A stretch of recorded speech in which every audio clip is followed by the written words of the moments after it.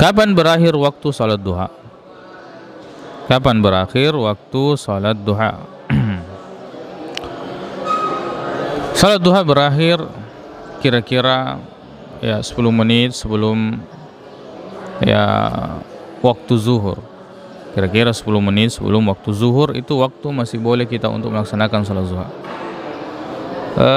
Kemudian bahkan yang paling afdal itu ketika puncak teriknya matahari.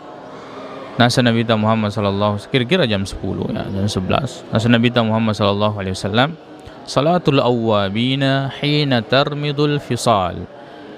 Dan naya sampajan al-awwabin nasa penderita desa makada ini adalah salat duha yaitu tarmidul fisal. Ketika pasir itu sudah panas dan ya hewan ya atau anak unta itu merasa panas menginjakkan kakinya di pasir tersebut.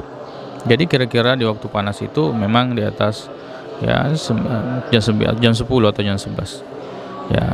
Kemudian berkaitan dengan ya kapan seseorang boleh melaksanakan salat duha? Kira-kira 10 menit setelah waktu syuruk. Kira-kira 10 menit setelah waktu syuruk maka seorang sudah boleh untuk melakukan salat duha. Wallahu a'lam.